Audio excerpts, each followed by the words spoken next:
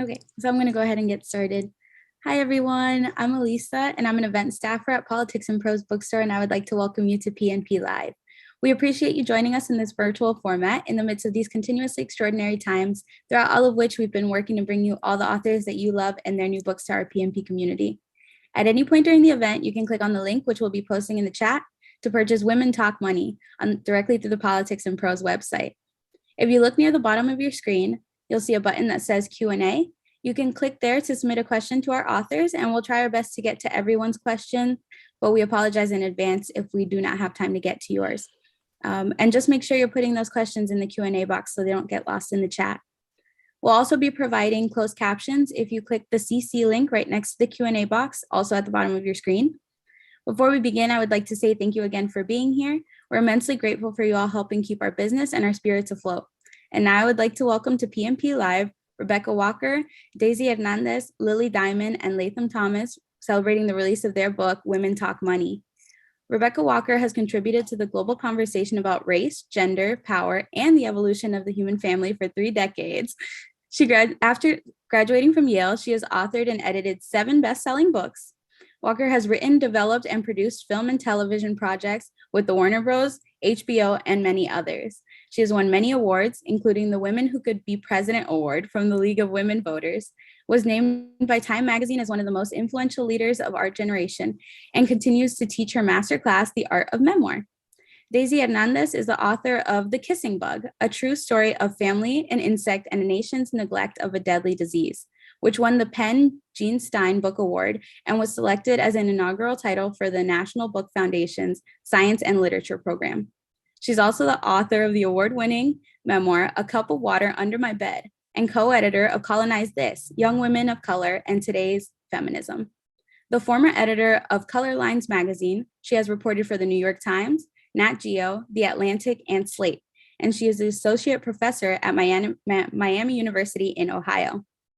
Lily Diamond is a writer, educator, and advocate working to redefine narratives of interdependence and resilience in our earth and human communities. She's the author of best-selling memoir cookbook, Kale and Caramel, Recipes for Body, Heart, and Table, co-author of What's Your Story, a journal for everyday evolution. And her work has been featured in the New York Times, Vice, Healthy-ish, Women's Review Books, Refinery 29, and many more. She lives in Maui, Hawaii, where she grew up and occupied native Hawaiian land. Latham Thomas, named one of Oprah Winfrey's Super Soul 100, is the founder of Mama Glow, a global maternal health and education platform serving birthing people along the childbearing continuum. Latham is a co-founder of the Mama Glow Foundation, a 501c3 nonprofit committed to advocating reproductive justice and birth equity through education, advocacy, and the arts. Latham is a graduate of Columbia University and the author of 2 best-selling books, Own Your Glow, A Soulful Guide to Luminous Living and Crowning the Queen Within, and Mama Glow, A Hip Guide to Your Fabulous Abundant Pregnancy. Women Talk Money is a groundbreaking collection that lifts the veil on what women talk about when they talk about money. It unflinchingly recounts the power of money to impact health, define relationships, and shape identity. The collection includes previously unpublished essays by trailblazing writers, activists, and models, such as Alice Walker, Tressie McMillan Cottom, Rachel Cargill, and many more, with Rebecca Walker as editor. Please join me in welcoming Rebecca Walker, Daisy Hernandez, Lily Diamond, and Latham Thomas to PNP Live. Nice job, Elisa. Thank you so much. Well, I'm Rebecca, and I'm super happy to be here with you guys this evening, you humans this evening. I'm thrilled to be here with 3 of my favorite writers and humans talking about this new book, Women Talk Money, Breaking the Taboo. I know it's a really intense time and we're all kind of at the brink, but I'm hoping that the time we spend together this evening, this next hour or hour and 15 minutes, can give you a little bit of relief, a little bit of community, a little bit of hope, a little open space where you can just let your mind relax, take in some ideas that may be helpful for you moving into the future. To start, I'll let you know the lay of the land. I'm going to talk a little bit about the book, And then each of these brilliant, visionary, beloved contributors are going to read for about 5 minutes from their essays in the book. And I'll kind of talk a little bit about the essays when they finish and contextualize them in the context of the big picture of the book. And then hopefully we'll all talk amongst ourselves a little. I'd like to hear some of the contributors or one contributor ask another a question about their piece and all like that. And then we'll take your questions and comments before closing. And I'm going to try to keep my part short because I really want to hear not only from our contributors who have so much to say and who are bringing so much insight from their respective fields, but I want to leave enough time to hear what you have to say and what you want to contribute. So a little bit about the book. So this book is I actually think it's my 10th book, though I keep getting confused whether it's the 9th or anyway, it's the 5th collection that I've edited, and it actually was conceived many, many years ago during the Great Recession. And I don't know if many of you remember that moment. Some of you may not have been thinking a lot about money at that time, but who knows? And it was a very intense time financially for everyone. And that was my experience. It was the first time where I felt that all of the people in my cohort, my friends, my colleagues, people I met at talks, people I met on the street, in the grocery store, we were all really stressed about money and talking about, not being able to pay the rent, not being able to pay the mortgage, not knowing what's going to happen with our healthcare, not knowing how we're going to afford, our next meal, not going through divorce and freaking out about, just everyone was stressed about money. And one of the things that I noticed during that period is that we all started talking about it much more freely because we all were struggling with it. And that experience of finally being honest about what we were dealing with in terms of scarcity, in terms of anxiety, in terms of the wounds and the history and the stories that we were holding about money, the shame, the guilt, the confusion, all of those things started to come up because there was this new space that was very, in some ways, equalizing, because we were there was no point in hiding it because we were all struggling. So as a result of those conversations, I started to feel a lot of healing and a lot of a sense of, wow, it's clear that we need to reflect on the stories about money that we're holding in our bodies and our souls and our psyches, so that we can begin to work through the knots and release them and have a healthier relationship with money. And as usually happens when I get kind of taken by a subject, I thought, this is a great idea for a collection because I know I have my story, but really the power comes from hearing as many stories as possible, and weaving together a community through those stories, which is one of the best things about the anthology form, is that you actually are able to create a community and a conversation in a book that then is a kind of platform for creating those conversations and community in real life. I love the anthology form for that reason. So off I went on this journey to gather very personal, revelatory, revealing, difficult, empowering stories about women and money, and to really go deep in the areas that I was interested in. I reached out to some writers that I deeply admire and asked them if they would give it a shot. And luckily, I think the 29 who showed up did. I spoke to about 40, I would say 40 or 45 writers, and I think everyone really gave it their all.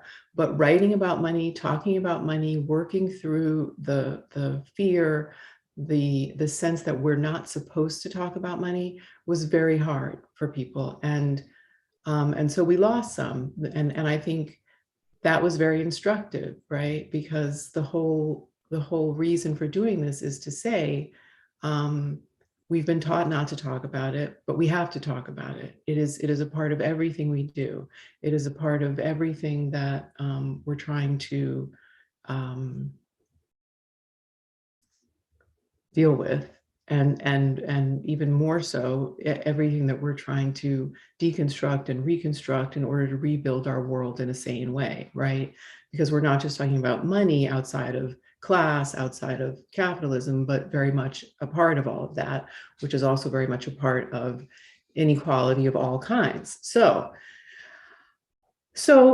we're going to be hearing from three of these thinkers tonight. Lily Diamond, who I have worked with for many, many years, who co-authored What's Your Story with me, who's a wonderful writer who works democratizing wellness, and whom I admire very much. And she's going to be talking about what it's like to try to make money on the internet and working with the algorithm and what that feels like. And her piece is, well, they're all my favorites. So Latham's piece. Well, I'll talk more about it after she reads, but Latham is really writing about something that is so important in the Black community, for Black women, I think for most women of color, but specifically in my experience, Black women, because I'm coming as a Black woman, this idea that as a Black woman, you're not supposed to have money, that having money is almost criminal, that the idea, if you do have it, you must have stolen it. If you do have it, you must have done something inappropriate to get it. And the wound that creates, or the story that we hold on to, that we need to process through in order to get on the other side of that. Daisy is writing a beautiful, haunting, her piece is so haunting, about a lot of different things. And Daisy, I'll let you really flesh it out, but I've been really moved by, she's, dealing with debt, debt, credit card debt, but a bigger picture, why we long for material things in order, as I think often women of color, to feel worthy, equal, able to show up in different spaces. We need this thing, that thing, the other thing. So she's really writing about the process of coming to terms with that, and more, in the middle of a specific cultural experience that carries its own values that she's navigating. So, these are three of the essays and three of our writers, and I'm going to be quiet now and let them take over. And I hope you have a good idea of what we're doing. And just really listen and think about what your story is about money. Think about what you're holding on to and what you can begin to let go of, or even just not even let go of, but start to understand more deeply, so that you can move forward on your money journey with a sense of buoyancy, right? And faith. All right. So let's get this going, my sisters, my beings, my friends. Right. So who should start? I didn't do an order. Does anybody have a desire to start? Let's start with Daisy. Daisy, because you're right here on my screen. If I go left to right, I'm looking all That's funny. I was lovely. about to unmute and volunteer someone else to go, but I will go. And Rebecca, thank you so much for creating this anthology, for inviting us tonight. And I love that invitation for everyone who's joined us tonight to think about what's your money story and what might be opening up. And so many times I think people are also afraid to open that door within themselves because don't know where it might go, don't know if it will ever stop. And I love that invitation of we don't have to open that door to figure it out, but simply to see what comes up and what's there. And, I did have to say, it's so moving to hear about, to just hear you talk about the origin story of this anthology, because I also remember the Great Recession very clearly, and now I'm getting a new perspective on it. I'm teaching. I teach in Ohio, and so I have students who a few years ago who grew up in the wake of that. And so a few years ago, I had students who I guess were around 10 or preteens with the Great Recession, and so they knew it as the thing that had wiped out their college savings. That this had really determined, the kind of financial need that they needed, the scholarships that they needed, students who had been set on particular dream schools who, could no longer afford it and sort of knew the recession that way. And then now I have students who, as you were saying, some of you might have been too little, too young to have relationships with money. But they were young, but they were very young, but they, as 5-year-olds and 4-year-olds do, they remember the kind of feelings that were happening in the family at that time, and the sort of discomfort and one parent suddenly being home for longer stretches. So we just often forget that children are soaking up everything, even if they can't follow they're not reading The Economist or something. They know. And I teach creative writing, so I get to hear these stories through that perspective. So it's a really good reminder of just, for me, of it's not over simply because we've moved on from that time period. So I'm going to read from my essay, which is called Only Ricos Have Credit. At 15, I land my first job at McDonald's. Learning the register's grid with its Big Macs and value meals is easy, like picking up the mechanics of playing Pac-Man. My fingers memorize the grid so that in a few weeks, I am considered what the managers call one of our fast cashiers. At the end of my shift, I feed my card into the time clock and then stand next to the manager's desk to hear how much money is in my till from the day's orders, hopeful that it will be higher than the white girl who has been here longer and can handle more customers. I love my job. I love that it's not a job. It's the start of something. Not the American dream exactly, because I am an American, so what kind of other dream would I have? No, this job at McDonald's is the start of the rest of my life. It is the first stop on my way to that country where rich people live and do not worry about money or about being treated badly when they don't know all the English words or behave como una India. A man shuffles up to my register at McDonald's one day.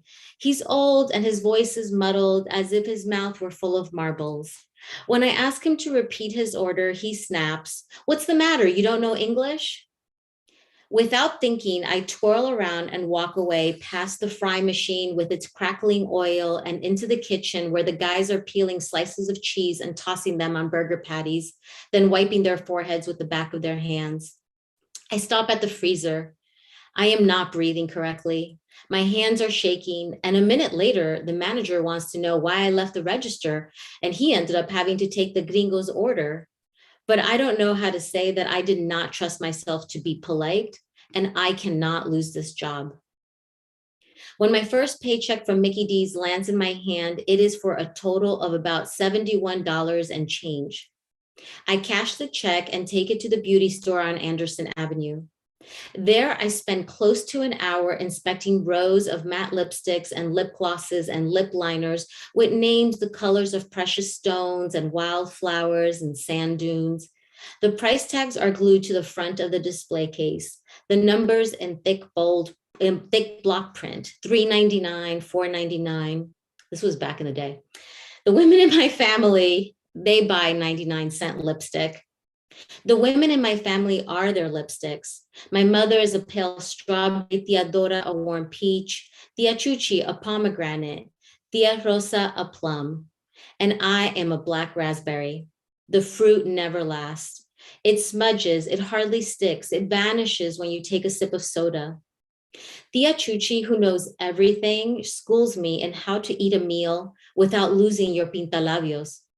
You put your tongue out like this, she says, and then she sticks her lengua out at me and maneuvers the spoon's contents onto it, some melon or pedazo of yuca, so careful to not touch the edge of her lips. You see, she says, chewing. I knew a woman who did that. She kept her lipstick on the whole day. Sometimes Theodora splurges on a $3.99 tube. Sometimes a friend gives her a makeup bag from the mall, the kind they include as a freebie after you've spent $75. The color from those lipsticks is thicker, like hand cream. Now at the beauty store, I choose the items I could never ask my mother to buy because a $4.99 lipstick would make her shake her head and ask, "What's wrong with the 99-cent one?" It is a question that I never know how to answer because I don't know what I am trying to say is this. I am buying lipstick to make myself feel better about the classist, racial, and sexual oppression in our lives. The 99-cent lipstick ain't gonna cut it. Instead, I roll my eyes at the suggestion, "Mami, porfa, it's ugly."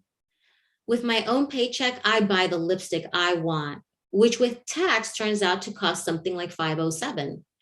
I also pick up face powder and eyeliner and mascara. In a single hour, half of my paycheck is gone. Back at Mickey D's, I plead to work more hours. And when I get longer shifts and more pay, I am earning almost as much as my mother does in 1 week at the factory, close to $200. In her book, Where We Stand, Bell Hooks writes about a time in American life, or at least in Kentucky, where she grew up, when people did not spend their earnings on lipstick, face creams, or even television. People valued what they had. They enjoyed homemade fruit jams, scraps of fabric, and each other's stories. They did not even blame the poor for being poor. If a Black person was poor back then, it was because the white man was keeping them down. The day would come when racism would be wiped out and every Black man, woman, and child would eat only with fine linen napkins and not worry about their lipstick smudging. Class was not the problem, race was. Unfortunately, when the lunch counters and the schools were integrated, the wealthy Black families got out of town, the white activists went back home, and the rest of the country turned around to look at poor and working class Black folks and found them to blame for not having the good napkins. I'll stop there. Thank you.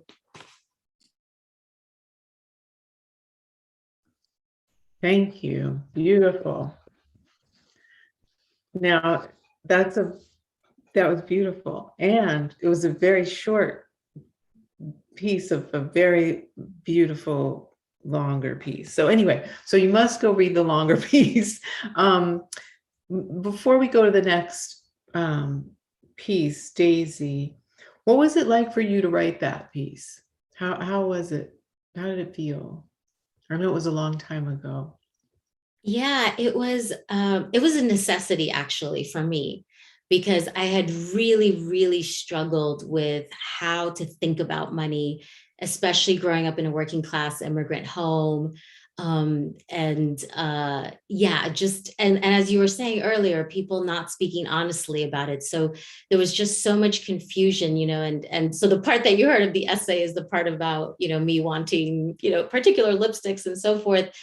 But then as I go on, it goes on to, college and after college and, suddenly realizing like, oh, it's not enough to have a college degree. And where does everybody get the funding to buy wine to bring to the house party that you're suddenly invited to by your colleagues who all seem to have enough money to buy everything? And then only later do you find out there's like parental money that I do not have. I have Visa. And sometimes MasterCard and Macy's charge cards.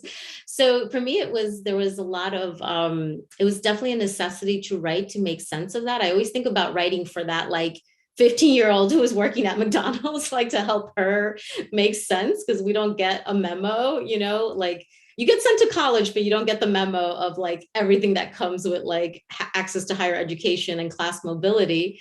So I feel like my 15-year-old needs a memo. This is a memo. I didn't know, how folks would respond to it. I didn't know if people would relate to it. And there's definitely, I guess I would say, yeah, there's always, I've learned over the years, it's not me, but other people need to have their feelings about what I say about money. And sometimes it's really uncomfortable because people feel like, oh, you're talking, I remember talking about this essay at a conference once, and you could just feel in person pre-COVID, you could just feel the energy in the room suddenly shift when I was talking very specific, when I was talking about dollar amounts, like, oh, I spent $100 on these shoes, you know? Right. And people were like, I could just feel you can just feel the tension rise, and the like, people are holding back a bit, or like, forcing smiles at you suddenly. But for me, it was, yeah, it's like, I wrote for my 15-year-old, like, she's got to know, there are other 50-year-olds out there who I hope will read this essay, and maybe older than that as well. Yes. Okay. Does anyone want to, Latham, Lily, do you want to ask anything or comment on Daisy's piece? I just want to say thank you, Daisy, for that. I felt that it was so, like there was so much texture. I felt like I could taste. I felt like there was color. I felt like I was transported into a world. I think it's really important, these discussions are like, especially what you're talking about debt, because it's very interesting that we expect like a 17 or 18-year-old to be able to make a decision about how to finance their college education. And it ends up that we end up giving 18-year-olds mortgages, right? And don't even consult their parents, and don't even consult, and then their parents, and I come from a background where there wasn't this kind of understanding of money too. So like, you're now saddled with this debt that like nobody understood. And by the way, you cannot unbind from, right? Like not even in death. And so it's just very, I think, important to, to frame in the way that you did, from the level of having a first job, and like really what it means to actually, like, what's the value of something and how to buy, and then learning also like how quickly too we get sucked into, capitalism as a framework around the things that we feel like we must have. And it's really great to learn early on the trappings and all, and how to like kind of avoid them as much as possible, but also how to navigate culturally, like the way that we value, and also how we utilize money. So I got to read further, so I know I'm not speaking about everything that she shared, but thank you so much. Thank you. Okay, well, Lily, go ahead. I was just quickly, I'll just say, Daisy, I love your piece so much. Thank you for doing all of that work and the writing of it for us. But what you were talking about with, I think you mentioned this sort of before you even went into the essay around the Great Recession, and just the experiences that come up around suddenly being made aware of where wealth is held, made me really, because I've had that experience so many times, and in this moment, something clicked in about the way that when like wealth is centered and normalized the way that, say, whiteness is in our culture, it becomes invisibilized, and then it's taken for granted that we don't talk about it. And so having that experience where we start to like peel back and say, okay, let's actually talk about what is being centered here, so that those who are not at the center of, the apex of wealth or capitalism, are functioning in the way that our society wants us to function around that, can begin to share these stories and these voices. And I mean, that's obviously what this entire book is doing, is uninvisibilizing the ways that money has been invisibilized and capitalism has been invisibilized in our culture, I think, in a real oppressive manner. Yes. Great. Agreed.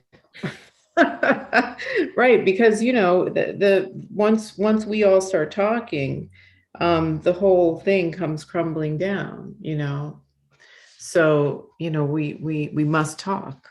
So okay, great. So which of you, Lily, Latham, who wants to go next? You want me to decide, don't you? Yeah, can you decide? Can you decide? Can you just handle it so I don't have to make any decisions? Decision making is just so fatiguing. I mean, I'm ready, but I don't, okay, go girl, whatever. go Latham, take it away. Sure. All right. Thanks for that. And Rebecca, again, to really just underscore what everyone has already said. Such a brilliant, it is one of your true gifts is to gather people in spirit, in flesh, and in prose. And so I'm so grateful to be in community with you and to be a part of a project like this. And much like what Lily or Daisy, I'm sorry, Lily, Daisy was first. That's like Daisy has shared. There is a catharsis, right, in sort of the storytelling and in the invoking of the feelings that surface around the money wounds, which is the title of my piece. And I think that you know a lot of what's undergirded is that when we're talking when people are talking about capital and people who were actually seen as human, who were actually trafficked as human capital, are not that close to what free we're just like generations apart from like actually having autonomy in our bodies and freedom. And then actually having to handle money. And so in this essay, I was talking about an experience that occurred in my family, but primarily with my mother firsthand, and how that shaped my understanding of what money can do, but also how money can be used, weaponized against us. And so I believe it's a powerful tool, but it also can be a weapon. And so I'm just going to share. Good. Thank you. I was going to share from further in, but like Daisy gave so much, her story started from the beginning. So kind of, so I'm going to do the same. Mommy was always dressed. Dress for the dreams you have was her mantra. Never leave the house in attire that you would regret being seen in. On that day, my mom stood 6 feet tall, wearing what I came to learn were called pumps. A red patterned pencil skirt and a matching pussy bow blouse hugged her slender frame. A pair of perfumed pantyhose clung to her arabesque thighs, her hair in a perfect French twist, which was held in place geometrically by geometrically arranged pins, which were hidden out of sight. Oscar de la Renta perfume scented her wrists. If you were close enough, you could detect the faintest trace of it. But few were allowed that close. I know that scent by heart. Mommy was an impeccably dressed Black woman, and in the late 80s and early 90s, working with a Black-owned real estate company in Oakland, California, making that money, or what we would call today that paper, right? And I remember thinking my mom was rich because she always had the first and the latest of technology, pagers, cell phones, laptops. I learned from my mom how to spend money, but never how to save it. I always seemed to be better at spending money than having it because having it could get you in trouble. I learned when I was 8 years alive that if someone who looks like me or my mom, someone brown and female, is in possession of money, we are criminalized, seen as incapable of earning or having our own money legally, on our own terms, in our own right. That there were systems in place to keep money out of our hands. Wait here, I'll be right back, Mommy said. She pulled down the sun visor to open the mirror, applied a fresh coat of antique red lipstick, and blotted her lips. She slowly opened the car door, stood up, shimmying her hips to adjust her skirt and tilting her head back to give her bow a refresh. She leaned in to grab her purse and locked me in the car.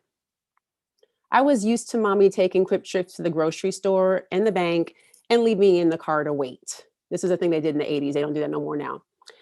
I climbed into the front seat, rolled up all the windows, and closed my eyes to feel the warmth of the sun coming in through the windshield. I waited and waited some more. At a certain point, I remember feeling like she was gone for a long time. I'd sat for longer periods and felt safe, but my spirit was nudging me. Something was not okay. Mommy enters the vestibule of the bank that looked like a holy place, complete with vaulted ceilings and Masonic imagery. Her steps echo as she glides across the marble floors. She looks like money. The eyes of everyone in the bank fall on her, at first in awe of her beauty and poise, quickly dissolving into a dangerous and biased curiosity. Every white person in the bank is already thinking she can't possibly have any money. Approaching the teller, Mommy presents a cashier's check for $21,562, the amount of her latest commission. Cashier's checks are like a wad of cash bulging out of your pocket. The teller looks at the check, takes a good look at my mother, and then she asks for ID. My mom passes her driver's license to the teller, who then holds the check up to the light, expecting it to be fraudulent. When she realizes it's not, her face unknowingly distorts with disappointment, and without saying a word, she excuses herself and walks into a private area. But she doesn't return with the check or cash. Instead, she calls the police. When the Oakland PD arrive, they come in force, striding to where Mommy stands. They grab her by the arm and ask her how she got a hold of that amount of money. Before she can speak, she is thrown to the ground. They pin her arms behind her, place a knee into her back, and press her chest against the cold marble floor and handcuff her in front of everyone. My mom has done nothing wrong. My mom has done nothing wrong. Is not told why the police are called or why she is being handled with force. She curses them as they remove her from the bank. And that is when I see her exiting the bank, escorted by policemen in custody like a criminal. And when it's all over, she tells me how it happened, every moment playing vividly in my mind. They were forced to release her 30 minutes later, but for days she was physically sore and ego bruised. I remember the bluish purple marks on her wrists. She was humiliated in front of the entire bank, assaulted in broad daylight by at least 2 officers while 3 others watched. Why don't you sue? I asked her. Sue who? She replied. They will do nothing. Race and money are inextricably tied. I intuited that day, like my mother, I would never be seen as someone worthy of having access to money. That I would have to jump through fire to adapt to a system designed to siphon my economic value while giving me back very little respect or even basic decency. My mother's trauma took root in my marrow, my cells. It was okay to deposit checks at my own bank because I knew the teller. But my emotional motor system would signal when I was in an unfamiliar bank or a place where I was outnumbered or othered. It was an imperfect intelligence that, while keen, might also forecast a perceived threat when there was none.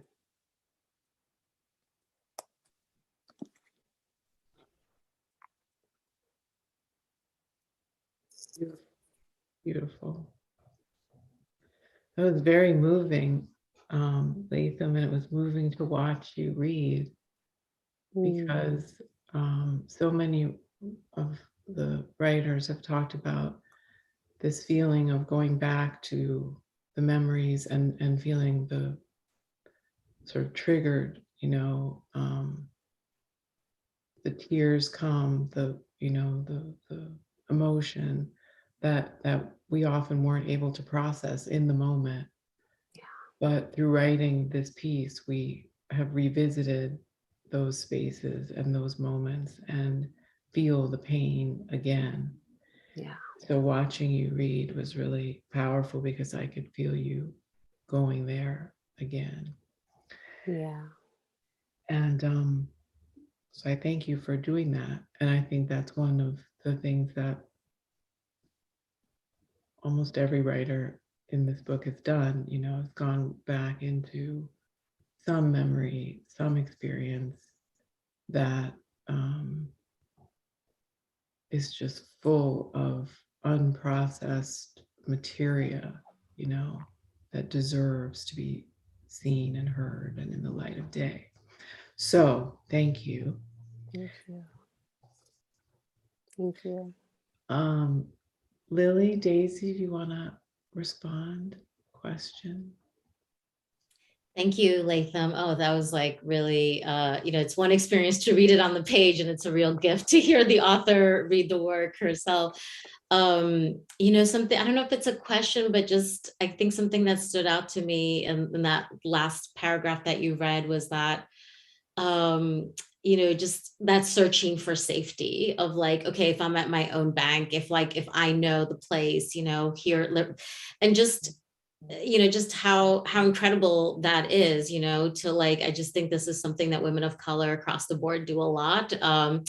And I think Black women do often and doesn't get acknowledged, like this kind of just incredible intelligence to like find safety how we can and negotiating. But also on the flip side, like you're really speaking to intergenerational trauma, right? And all the labor that's required in that, right? Like going to the bank is not like, for you is not like going to the bank for someone else, right? I know that just part really stood out. That part stood out to me, and just, that part just really stood out to me. Thank you.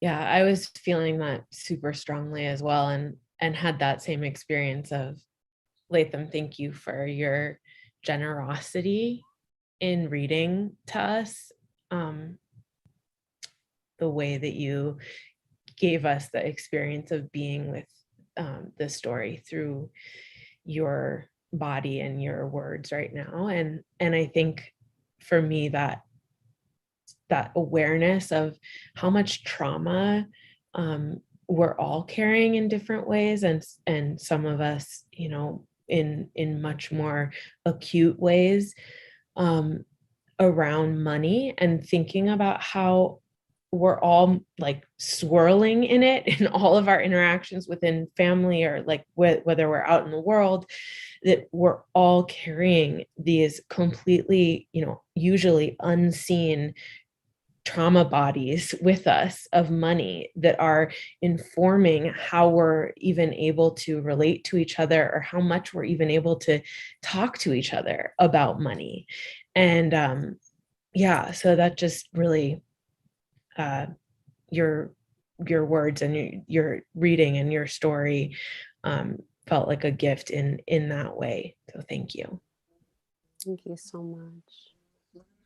And I had all kinds of thoughts too about,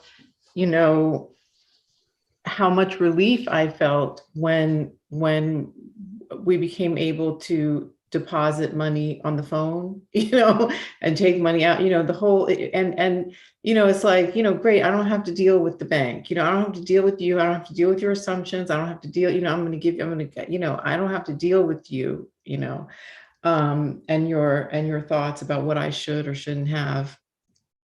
And it's interesting to think about that intersection with the technology, and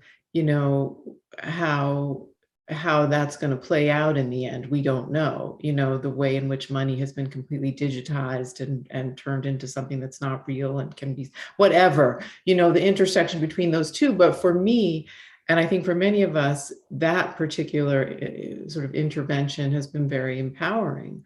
And I've noticed, I was at the bank, for the first time in a long time, a few weeks ago, and I'm very different at the bank now. Now I'm just like, listen, this is what I need, and I need you to give it to me. And I don't understand why I'm not able to just do this on the phone. So I think that there's been a kind of demystification or demotion of the actual bank as an institution through this interface with the phone, such that I now have a much different experience going in, and the sense of I should be treated, as I should be treated. So that was what I was thinking about, in addition to many other things, but just the banking experience. So thank you for just opening that little window into that. I mean, there's a real story there, I think, the bank. Okay, Lily. All right. My essay happens to have 3 quotes that open it from other people, and also a number of footnotes. And I asked the Politics and Prose staff how readers generally handle footnotes, because I've never put so many footnotes in a piece of writing myself. And Morgan very astutely pointed out that this was a great way to remind people that if you buy the book, then you'll get to read the footnotes. So I won't be reading the footnotes. If you want to read the footnotes, which are full of hopefully fun, delectable pieces of information, then you can buy the book. My essay is called "This Isn't What I Came For: Testimony of an Ex-White Fluencer." The first quote that I open with is from Claire Fitzsimmons, founder of a publication called Salty. "The patriarchy is in the algorithms." The next is from Safia Umoja Noble, who wrote an incredible book called Algorithms of Oppression. "Large technology monopolies need to be broken up and regulated because their consolidated power and cultural influence make competition largely impossible.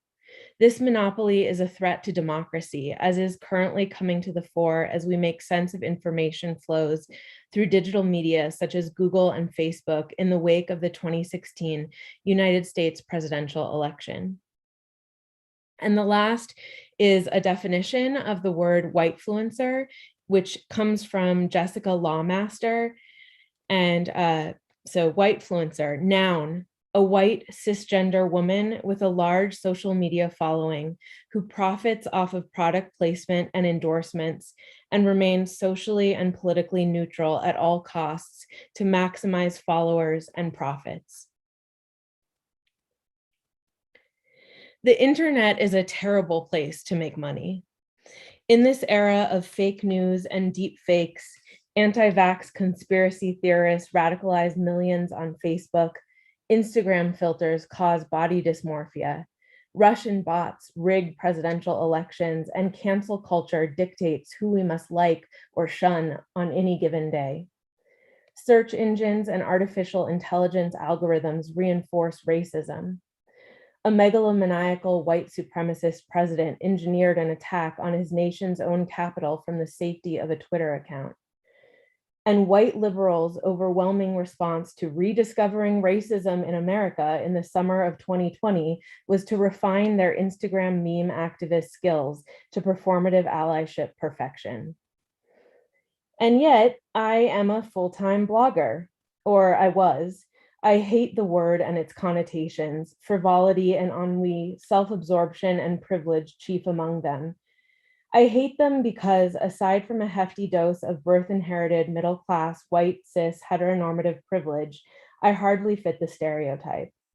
I did not blog out of boredom or for fun, as most assume bloggers do. I don't have a trust fund, an Instagram husband, or even a boyfriend for that matter. I am rarely selfie ready. My bloggerdom was not born of an Instagram-ready home filled with marble and unnaturally verdant potted plants. No, my blog was quite simply my full-time job. In other words, I blogged to survive. My business emerged from the need to pay rent in a city where people bleed thousands of dollars to live in apartments far too small and dilapidated for their price tag. The $28,000 I made my first year in LA, cobbling together paychecks for freelance copywriting and editing and groveling at the altar of any place that published my essays and poetry, placed me squarely below the city's very low income level. My father began to subsidize my Obamacare health insurance, and each month I forked over an out-of-budget check for a one-bedroom apartment with a photogenic yet termite-ridden vaulted ceiling, one noisy and tepid AC unit, and a kitchen only slightly larger than a bathtub. I woke up most mornings to the ruckus of trash hauls, fire trucks, and the onslaught of gentrification construction. At night, I plugged my ears to keep out the jittery thrum of LAPD helicopters seeking so-called criminal suspects. I came to Los Angeles in 2013 because, for as many ways as it's corrupted, the city's lifeblood is still creativity and art. Writers there working in the industry actually got paid. LA offered the promise of being remunerated for work I loved to do, of having others read my work, and of making a living at the same time. I was born into a family of entrepreneurs and learned a dogged work ethic from my parents, who built a natural body care business from the ground up. Their parents, too, were self-made, Jews in Indiana and California who assimilated as department store owner, jeweler, first female president of the Temple. If I wanted success, I knew it was up to me to go out and get it. I began my own version of the LA hustle, daily meetings with producers and showrunners, grooming a new copywriting clientele, reeling off spec scripts and pilots, true to life dark comedies about the new age industry, and my angst as a motherless daughter and chronically single lady. At the same time, a growing digital movement was shifting the terrain of media, social and otherwise. In 2012, I started a food and storytelling blog at the insistence of friends. Instagram had arrived, and with its growth, the readership of the blog expanded swiftly. Shortly after I learned how to use a hashtag, I started to receive offers for paid product promotion. And by 2014, I realized I could make as much of a living off my blog as I was from freelance editing and writing. The internet moved toward me far faster than Hollywood ever did, with one crucial difference. My blog gave me a built-in readership. Los Angeles whispered to me of celebrity, of the cult of personality, of the possibility that I could make money just for, gasp, being myself. The rising clout of social media as an advertising platform and personal soapbox made it feel like anyone could become the next Chrissy Teigen or Gwyneth Paltrow, not just a model or an actor, but a lifestyle brand. To be not just a person, but a brand was an identity that everyone wanted, a selfhood that could be packaged and sold. And thus, from my thoroughly aspirational existence, I began to make a living as a food and wellness blogger. I taught myself how to use a camera. I wrote stories about my mother's death, my single lady woes, and the string of heartbreaks I weathered over the past decade. I developed recipes for green juices and honey face masks, and equipped with a blog URL, an iPhone, and a steadily growing internet presence, I began to create #SpawnCon, sponsored content for brands propagated by social media.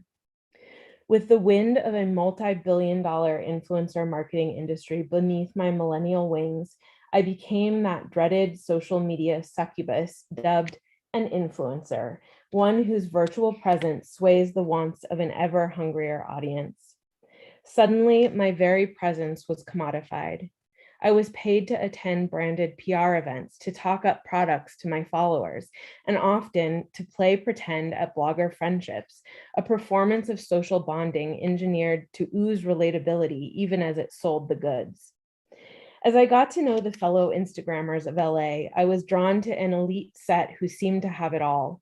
Hundreds of thousands of followers, Instagram husbands at the ready, wildly successful businesses, and most often staff flanking them at home, in office, and in public. I was in awe. The first blogger outing I attended, a new influencer friend picked me up in a $150,000 Mercedes G550 SUV her parents gifted her for her 21st birthday, which engulfed her like a metal aura of money. I had no access to such trimmings of wealth, but riding through the streets of LA in that G550, I began to take notes. Only show the pretty parts of the day-to-day, never talk about politics, racism, or the patriarchy, never emote too deeply, never reveal the privileges you hold or the work you must do to make things palatable, laugh, smile, post constantly, accept money, but definitely do not talk about money. Elements of this design seemed problematic from the start, but I needed money, and sins of omission, or curation, as we called it, seemed a small price to pay for cash in the bank. I could not see I was building a life that was ultimately unsustainable and relationships that were transactional before all else. I'll stop there. Fabulous. Thank you, Lily. Beautiful. I think there's so much obfuscation of everything that you're talking about, you know, what's happening financially behind all of those images and all of the blogging work. I mean, when I go on Instagram, I get so taken out. I have to shut, you know how I mean, I can do about 5 minutes and then I get overwhelmed with just this sense of people wanting and selling themselves and just wondering what the hell is going on in their lives behind the facade. What are the real stories, you know, and I'm always longing for the real stories and I can't find them often in that space.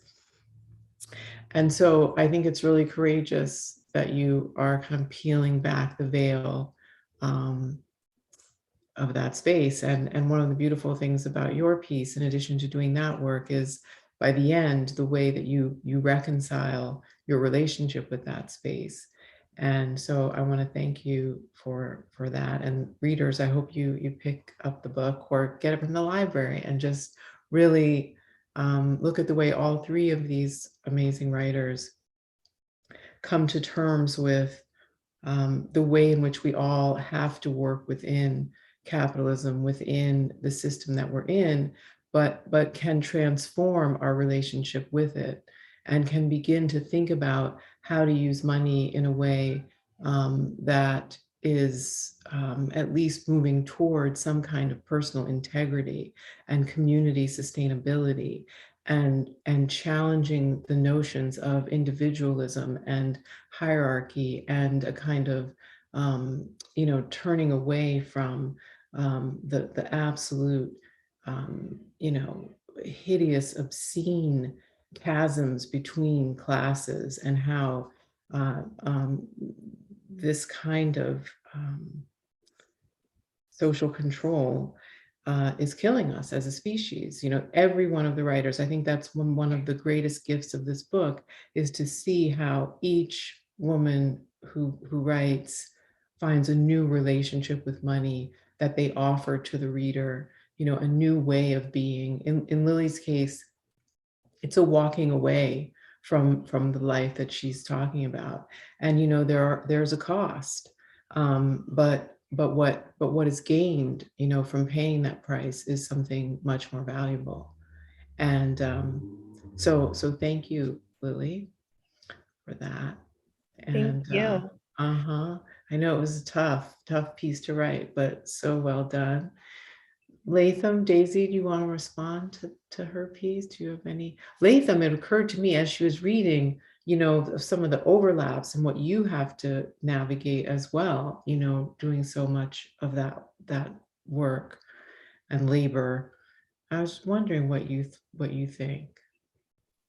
I mean, I think first of all, thank you for the essay. I love the way that you curated the different types of stories to bring into this evening. You know, just another way that your genius emerges. I think that there were so many things that I found gripping, but what I found most revelatory was that the way that you surface and name the neuroses, this sort of superficial neuroses that everybody is inflicted by, and sort of sucked in by, and then sort of what we're and what's rewarded, right? And so sort of putting a name to that, but then also pulling in all of the elements that are like not cool and kind of gross, that are like just part of the culture, right? Like with this culture of influencer-ness. And I thought that the way that you described that, again, I could see like all the stories have been so vivid, right? So I could really just see like, and feel the film of the veneer, right? Of fake, right? Of like, oh, hey, oh my God, hi, let's take a picture. Okay, right? Like I could feel that veneer. And I think that like when we see all this, what's really interesting, right, is what the algorithm does capture, and what it sort of also feeds us, and what it rewards. And a really interesting thing about like technology is that like we're not the ones building it. And so if we're not the ones building it, we're also not the ones benefiting from all of the advances, right? And this goes to also when we talk about the money and fintech, like we're not the ones designing the technology. And so people are light years ahead of us with NFT and crypto and like the metaverse, which I'm still trying to figure out where is the metaverse, right? And it's like all of this stuff, right? And so the influencer thing, I feel like was on the like kind of precipice of all of this. And I, to Rebecca's point about like navigating all this, I navigate it too, but I also spend so little time on Instagram. Like I'll post stuff in the stories, and then I like go and like, or I'll really like share little stuff. You know how you find stuff and you share with a friend in the DMs? I do that a lot, right? But then here's the thing, right? Like if you don't post, you're punished. So the actual behavior of um, obsession, right? The behavior of being addicted, like the addictive behaviors they're actually rewarded. And so when you don't go on the app for a few days, they hide your content when you come back, because it's like, no, you're not, you're supposed to go on. So you have to actually make up for what you didn't do, to if you're going to do brand related work, right? So it forces you to engage when you want to just be engaging in the world and you want to just be human. And then they design new products to compete with the other ones outside of like things like that. So they're all competing with each other. So they design, steal from each other. And then that new thing, so now it's reels or whatever it is now. So now they don't care that you're posting pictures and you designed your whole work around photos. Now they're like, well, we don't care, because now it's like TikTok videos and stuff, which God bless, I don't even know how to do.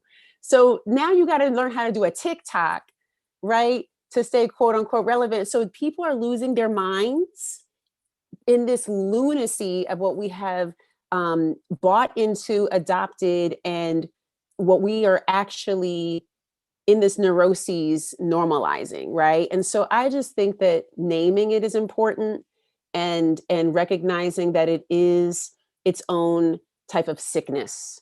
And in that movie, they had a movie called Social Media or Social Dilemma. And in that movie, all of the developers and executives are saying how their kids do not have smartphones and their kids do not go on apps. And it's always one of those things where whoever is in charge of stuff or designing stuff, you got to look at how their behaviors are with the thing. And then that tells you, right? They actually know stuff we don't. And so even seeing that and having a kid who's 18, who's like not on this stuff, and thank God he's just like not into it. And I don't know how that happened, because it wasn't like, he's just like not, it's not his thing, right? But I'm thankful for that. But I have like nieces and nephews, and I have like goddaughters and stuff, and they're like totally pulled in by this stuff. And I get worried because we're not supposed to know. I'm not supposed to know what 5,000 other people are doing today. I'm not supposed to know what they think about me. And I'm not supposed to care. right? So it's too much. And so I think that like this elevation that you're talking about, Lily, and then also not sitting right with you, and you finding a way to extract and finding a way to do it that felt with integrity, but that felt also a way to move outside of the system, but still be able to utilize the tool as a powerful way to reach people, I think was really well examined, and is a good model for people who are saying, okay, I want to do this with integrity, because maybe that changes the algorithm if we all move in a similar direction. Yes, Yes. let's go. That's the dream. Like Yes to all that. Yes I'll to all just say, that. like the essay is pretty long actually, and that's just like what I read is just the very tip of the iceberg, and part of why there are so many footnotes are that I go into all of those addictive mechanisms and really looking at the human cost and like really digging into what is it that we're losing by placing ourselves, not only feeding and allowing ourselves to come into this addiction, this social media addiction that gives us dopamine hit rewards the same way that casinos in the casinos do and that gambling does, but also what we have to what are we actually giving ourselves to when we say, I'm going to design my whole life and my entire business around a product that has been designed by a bunch of tech bros in Silicon Valley, and now I'm making decisions based on this. It's like, and I get to that point in the essay where it's just like, whatever that head explosion emoji is. Of like, I can't do this. This makes no sense. And so thank you for so critically articulating all of that. Daisy, I thought I heard you about to say something. I appreciate your essay so much because on one hand, I've had students, college students whose parents are asking, why aren't you becoming an influencer? Like, why aren't you pursuing this as a life goal? And so I feel like this is the essay I need to give them, my students. And then on the flip side, I've had people in my life who are the parents of teenage and young influencers who are very uncomfortable, and but I don't think, but don't exactly have the language to articulate, and it's not even uncomfortable. I have felt like they actually have shame, that their kid isn't going to college, that their kid is like choosing this kind of particular work right now, but I also feel like what they don't have is our tools. They don't necessarily have like a way to analyze what their child is going through or how to talk to them about it. So I don't know, your essay was like, oh, I could see myself giving this to like two very different groups of people in my world. Yeah. Thank you, Lily. So powerful. Yeah, thank you. And I do want to say one small caveat to all of this, which is that there are incredible connections, real human connections that can also come out of it. Like Latham and I first connected on Instagram and like had exchanges there that were substantive and that were meaningful. And so I appreciate that piece of it in addition to all of the other horrors. Yes. And I feel, even here now, we're able to bring everyone together to even have this conversation, because I have this wonderful human who's willing to go deal with Insta and gather us together through that medium. So, the power of it is there, but without a critique, without an understanding of what we're actually dealing with, we become victims. We lose the thread. We don't know the plot. We're just walking through. So I think it's so important that, in every moment, I think we reached a real understanding that we need to have a critique. We need to have a view of the world outside of this internet space, this social media space, And we've honed that, over these last generations. Our theorists,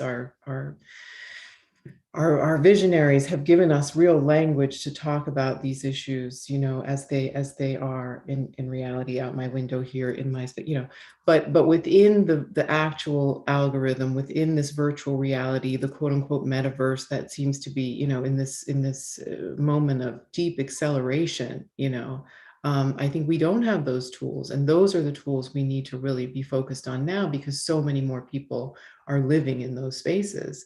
And the parts of their minds that are more critical are in many ways disabled by the technology. I mean, that's what I find, that once I enter into the space of it, like Insta, I actually, it's a mesmerizing, addictive, as Lily's saying, the bingo, the casino, it's an addictive space that is so triggering sometimes, and so whatever it is, that it disables a part of my mind, because it's captured me, and yes, that film, I hope everybody watches, The Social Network Problem, The Social Dilemma. I was really struck by that, the developers, they're like, I would never give this to my kids, and that is like key point, you know what I mean? If you make something, then you won't give it to your own kids. It really changes the game. And I also, even though my son has fought me about not allowing him to have social media, I'm really happy at this point that I made that call and held that line, and now he's happy about it. Now he says, oh, I say, well, how are you able to do all your homework, and your friends are up all night and you do it in like an hour? And he's like, Mom, they can't focus. They can't sit down and get through it. He's like, and I just I'm not that way, And I said, I think, you think it's the social media? He said, absolutely. He said, social media is the devil. I mean, it's very interesting, to see a kid who's experiencing it every day in this very real way, and to hear him understand the difference between his mind and a mind that has been completely altered by this creation. Yeah. So, yeah. I also don't want to lose the thread. I really want to emphasize that, because we've been talking about so many of the human costs of it. Mm-hmm. And I do really get into the ways in which, as the essay kind of starts, sort of like capitalist heteropatriarchy intersects with these platforms, and what it means to actually monetize and make money off of that, and what it means about what you then can and cannot say, and how you are sort of conscribed within this space, and within this sort of like monster of your own making that is subservient to the algorithm. And yeah, so there's just that money piece is really central also. Yes, very much so. And your likability, your acceptability, your ability to seduce people, it's all about what you can display materially. So it is very much, you don't think about, it's designed to keep you from thinking about how much money you have to spend in order to go on and be attractive and spendable, and yet you absolutely do, you have to present something that is desirable within that framework. And that is deeply problematic. It's another way of delineating who's valuable and who's not, so, and also, as from Daisy's piece, it's a way of, sort of inculcating, especially, young women, into buying certain things to feel good about themselves, to allow them to participate in this other whole facade of wealth and privilege and beauty and status. That's just like a snake eating its tail, So yes. Okay, well, now we're starting to go over. It's 6:17. Let's shift into questions. Oh, Daisy, were you going to respond? No, I wasn't. I was just saying, oh yeah, it is. It's the time ticks away. Yeah, the time is going by. Okay, so anonymous attendee, how do each of you balance money in your day-to-day now after writing these pieces? Has anything changed from prior to writing these essays and reading other stories? That's a great question. Thoughts? Lily, Latham, Daisy? How do each of you balance money after writing these pieces? Has anything changed from prior to writing the essays and reading other stories? It's So hard. interesting. Uh-huh. It's so interesting. Thanks for that question. I feel like I'm like trying to bring myself back to when I was writing, because it was like pre-COVID, right? It was like there was so much happening in life. But I'm of the belief that like time, money doesn't want to be balanced or managed, or like I feel like there's this like framework that we put over things about that we expect of things more than they're supposed to do. So I feel like, when a baby is born, we expect it to like be singular and like be able to like function in the world. It's like, no, it's interdependent. It needs to be with a buffering adult, and that's how it'll survive, right? And like money is currency, and it is energy, and it is about flow. And whether or not we're talking about dollars, we're not talking about energy, we're talking about through I have a good, you have a good, and we're like figuring out how to like make it happen. It's not, I feel like this idea of balance that we bring into, is sort of this really weird concept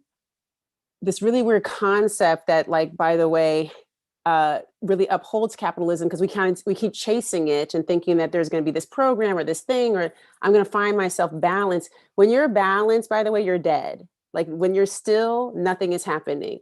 Everything is always in flux. And so we have to start to get to a place where, like, with money, I feel like there's ant days and grasshopper days, right? The days that I'm eating good, days where I'm like, okay, so right. And not so much now, but like that's how I was growing up, right? And that's how I came up as a young person, developing my relationship with money, and also as a person who navigated what felt like poverty, and also insecurity in the home, insecurity with uh job, or like I was in the gig economy, so like this kind of thing. And so what I find is that when we get less so about trying to control and more so about being in flow with, so how can we use money as a tool? Like if the faucet is running, how can we, or if the river is flowing, how can we like learn how to flip on our back and float on the river rather than swimming upstream? And so I think like when you try to hold on to money and and what we see, which is like in culture, hoarding, right? And holding money and like keeping it behind, keeping it in places where it can't be of service or of use, like that stops the energy flow, right? And so it can't be used, it can't help people. And I feel like the same mindset is like put on to people who don't have a lot. And so we think, oh, we got to like do this with it. And really, it's like, you can't take it where we're going after this, because all of us at some point, our breathing's going to stop and we're going to return to the earth, and our resources are not going to go with us. And so where are you going to leave those resources, right? How are you going to use them while you're here? How are you going to pass them on, but like through your actions, right? And so I feel like it's less so about figuring out how to balance, but like how to be in dynamic equilibrium with energy, with the money and resource we have. And like, if somebody over here needs some, we're giving them some over here, like, and just constantly knowing that that's like what it is right now, because by the way, we don't have wealth distribution the way we should. And so it means that like sometimes I'm gonna have to like, pay my cousin's tuition, and over here, we got you, you don't have it, we got you over here, right? Like it has to be like this. And we have to be less strict with ourselves about like everything being perfect, a balance sheet being perfect, right? Or, our bank account looking a certain way, really just understanding that, like money is supposed to move, right? And so sometimes you have a lot of it, sometimes you have a little less, but getting a better relationship, and what I have developed in terms of a better relationship with money, is understanding it being a powerful tool, right? I am not enslaved by it, but it is a powerful tool. And so I try to make sure that like, as it comes in, I also make sure it goes out, and like, how can I make impact with that? Because I do not believe money is wants to be managed and balanced and kept, away. I think it wants to flow like the river. Mm-hmm. Low like the river. There are some questions popping up. I want to just Can I answer. Oh, Yes, Lily. no, I was sorry. going to try to quickly say that one of the things that changed for me through the process of this book, and actually didn't change that much, but it deepened, is just that I am much more transparent about money, and am committed to talking about it more. I'm, like any of you could ask me any question right now, and I pretty much would tell you exactly, how much this book, was, how much did they pay me to do this book? How much money am I making this year? How much, whatever it is, I feel that it's really important to be more transparent about money. And I've been really actively much more committed to that. And also even more interested in people's money stories, and really diving in the way that I've always had this fascination. What's your story? How do you think about yourself? Where did you come from? What's making you happy? What's your passion? What's your struggle? What's your trauma? How'd you heal? Who are you? Like, that's my thing. And now I find myself really asking people, like, what's happening with money in your life right now? Where is it going? How are you feeling about it? What's holding you back? What are you anxious about?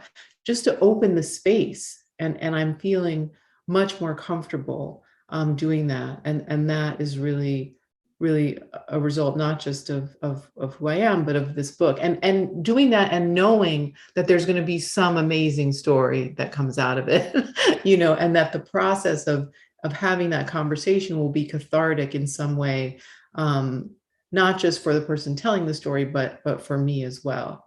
So that's one of the things that has come about as a result of me doing this book and reading all of your essays.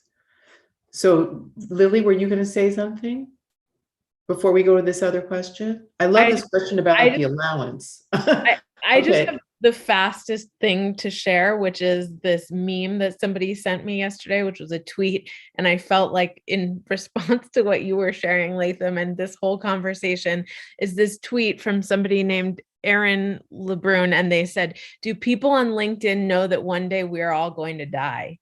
Right. And I was like, yes, that's exactly it. That is exactly it. That is really deep.